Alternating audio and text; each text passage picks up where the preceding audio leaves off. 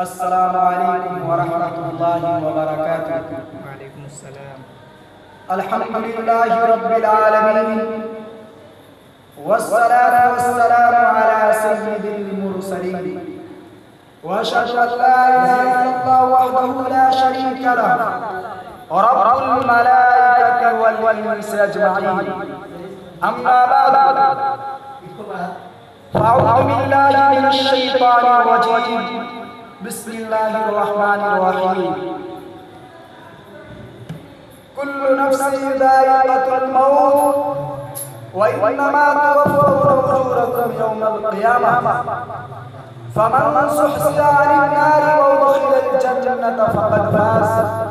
وما الحياة الدنيا إلا متاع الغرور۔ مجھے فرصت کہاں ہے محمود آنوش ہونے کی، مجھے فرصت کہاں ہے محمود آنوش ہونے کی، گھڑی سر پر کھڑی ہے کمر بردوش ہونے کی۔ جگہ جی لگانے کی دنیا نہیں، جگہ جی لگانے کی دنیا نہیں، یہ عبرت کی جاہر تماشا نہیں ہے۔ میرے محترم دوست اور بزرگوں، میں آپ حضرات کے سامنے خاکسار موت و حیات کے عنوان پر لب کشائی کی جرت کر رہا ہوں، مگر پھر بھی قدم ڈگمگا رہے ہیں جس پر لرزہ طاری ہے کہ آپ جیسے باکمال حضرات یہاں تشریف فرما ہے۔ میں آپ حضرات کا شکریہ ادا کرتا ہوں کہ آپ نے اس حقیر کو اس نمایاں اسٹیج پر لب کشائی کا موقع عنایت فرمایا۔ حضرات گرامی، میں نے جو آیت کریمہ تلاوت کی، اس کا خلاصہ یہ ہے کہ ہر نفس کو موت کا مزہ چکھنا ہے۔ یہ ایک صداقت ہے جس کا سامنا اور مقابلہ ہر دل کو کرنا ہوگا، نہ کوئی بچا ہے اور نہ کوئی آئندہ اسے محفوظ رہے گا۔ ایک دن موت بھائی بہن اور شوہر بیوی کے درمیان تفریق ڈال آئے گی۔ حبیب کو محبوب سے، اولاد کو والدین سے جدا کر دے گی۔ حالانکہ ہر شخص موت سے گھبراتا ہے، اسے ہر انسان پرہیز کرتا ہے، اس سے دور بھاگتا ہے، مگر اس عالم رنگ وبو میں کوئی ایسا انسان نظر نہیں آتا جو لفظ موت کو سنے اور اس پر موت طاری نہ ہو، اور نہ کوئی شخص موت کے قریب آنا پسند کرتا ہے۔ حالانکہ موت ہر انسان کے لیے وصف لازم ہے۔ تمام انسانوں کی فطرت میں قدرت نے زندگی کے ساتھ ساتھ موت کو عطیت فرما دیا ہے۔ امیر ہو یا غریب، بادشاہ ہو یا فقیر، عالم ہو یا جاہل، ہر شخص کو موت کا ذائقہ چکھنا ہے اور اس گھاٹی سے گزرنا ہے۔ گھر میں رہنے والا ہو یا صحرا و بیاباں میں، زمین پر رہنے والا ہو یا سمندر کی تہ میں، محل میں رہنے والا ہو یا جھوپڑی میں، موت اس کا احاطہ کر لے گی، اس کی گرفت سے کوئی آزاد نہیں ہو سکتا۔ موت ہر انسان کے لیے وصف لازم ہے۔ خدا تعالیٰ ارشاد فرماتا ہے، اینما تکونوا یدرککم الموت ولو کنتم فی بروج مشیدہ۔ تم جہاں کہیں بھی رہو، موت تمہیں گرفتار کر لے گی، اگرچہ تم مضبوط قلعہ اور عالیشان محل کے اندر بند ہو جاؤ اور اس کی دیوار لوہے کے پتھر سے بنی ہی کیوں نہ ہو۔ میرے محترم دوست اور بزرگوں،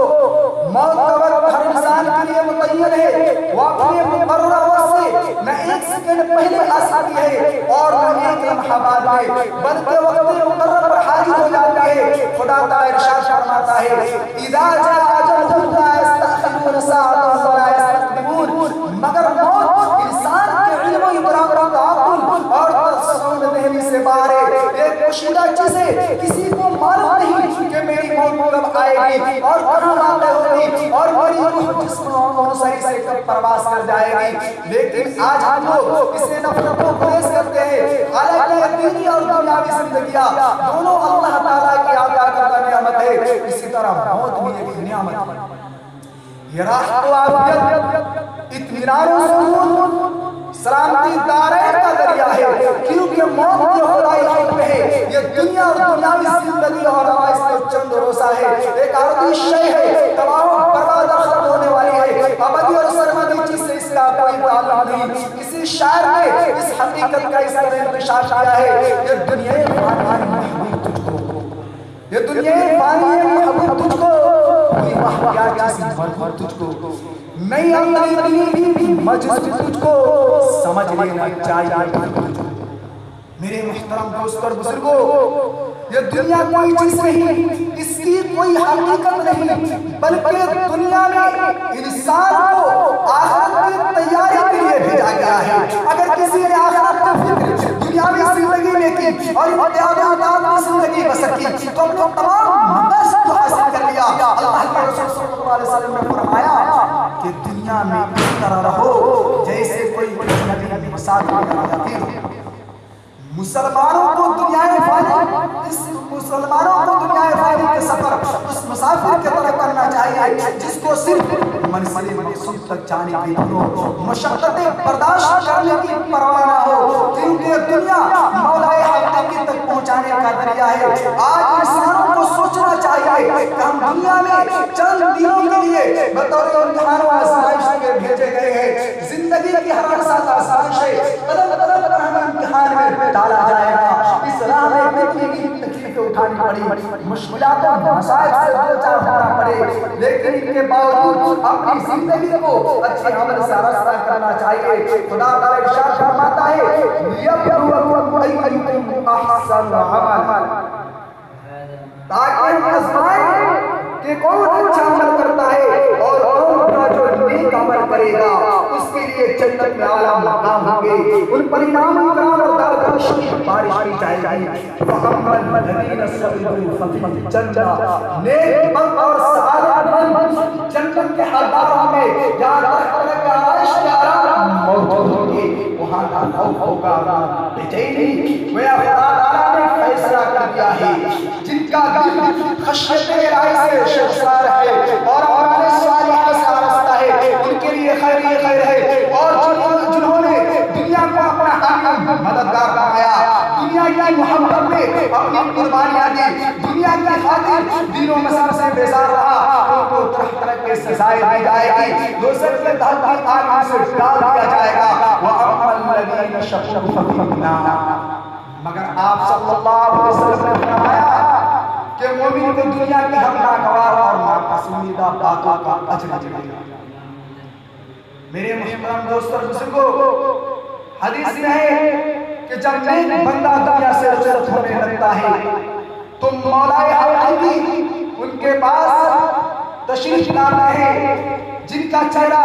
افطار کی طرح روشن منور ہوتا ہے پھر ملک الموت ان کے سرانے آ کر بیٹھتا اور کہتا ہے اے جان جس خدا کا حکم پر تمہیں یقین تھا اس رب ذل جلال کی طرف چلو چنانچہ وہ اس طرح نکلتی ہے جیسا کہ مشمشہ سے پانی کا قطرہ ٹپکتا ہے اگرچہ ظاہر اس کے خلاف معلوم ہوتا ہے مگر وہ شدت و تکلیف جس پر ہوتی ہے الگرد فرشتہ اس کی روح نکالتا ہے اور جنتی کمرے میں چڑھتا ہے اور اس کو لے کر آسمان کی جانب منہ پرواز ہوتا ہے اور فرشتوں کو جس طرح سے جماعت کا گزر ہوتا ہے تو فرشتے پوچھتے ہیں یہ پاکیزہ روح کون ہے تو اس کا اچھا نام جس سے دنیا میں مشہور تھا بتلاتے ہیں حتیٰ کہ ساتویں آسمان پر لے جاتے ہیں خدا تعالی ارشاد فرماتا ہے اس کا نام لیجن میں بھی قبر میں 3 سوالات لیکن مردہ فاسق و فاجر گناہگار و بدکار ہے جس نے دنیا میں خدا کا حکم کو نہیں مانتا تھا رسول کی پیروی کا حق ادا نہیں کیا دین کے خلاف عمل کیا پوری زندگی شراب اور بدکاری میں گزاری جب اسے قبر میں سوال ہوگا مر ربک تو وہ کہے گا ہاں ہاں لا ادری پھر فرشتہ محمد کو سامنے لا کر سوال ہوگا تو پھر یہی جواب دے گا ہاں لا ادری فرشتہ کہے گا میں جانتا تھا کہ تم یہی جواب دو گے کیونکہ تم دنیا میں بدکاری اور بدفعلی میں مشغول رہتے تھے قماربازی کرتے تھے تم نے اپنے دین اور رسول اللہ کے احکام کو درکنار کر دیا تھا انہیں ٹھکرا دیا تھا تم زمین پر چلنے والوں میں میرے نزدیک سب سے زیادہ محبوس تھے جھگڑالو تھے اب دنیا معلوم ہو جائے گا کہ تمہارے ساتھ کیسا معاملہ سلوک کیا جائے گا میرے محترم دوست اور بزرگ حدیث میں ہے کہ ان کی قبر دونوں جانب سے ملا دی جائے گی اور اس کی ساری ہڈیاں ٹوٹ جائے گی اور قبر کا منظر بھی بہت بھیانک اور خوفناک ہوتا ہے میت اس پر راحت ہوتی ہے خود فرمانے رسول اس کی شہادت دیتا ہے القبر روض من ریاض ریاض الجنت وحفرۃ من حفر النار، یہ قبر جنت کے باغات میں سے ایک باغ ہے یا دوزخ کے گڑھوں میں سے گڑھا۔ اس حدیث سے معلوم ہوتا ہے کہ جنت و جہنم انسان کے عمل پر موقوف ہے۔ جس نے اپنی زندگی آخرت کے مطابق گزاری اور عمل سے آراستہ کیا، ان کے لیے قبر ایک خوبصورت باغ چمن کے مانند ہے، اور جس نے اس کے خلاف زندگی گزاری قبر اس کے حق میں دوزخ کا گڑھا بن جاتی ہے۔ موت اس کی ہے کرے جس کا زمانہ افسوس، موت اس کی ہے کرے جس کا زمانہ افسوس۔ جو دنیا میں سبھی آئے مرنے کے لیے، انہی چند کلمات میں تقریر کو ختم کرتا ہوں۔ دعا کریں کہ اللہ تعالی ہم سب کو علم صالح کی توفیق نصیب فرمائے، آمین۔ وما علینا الا البلاغ۔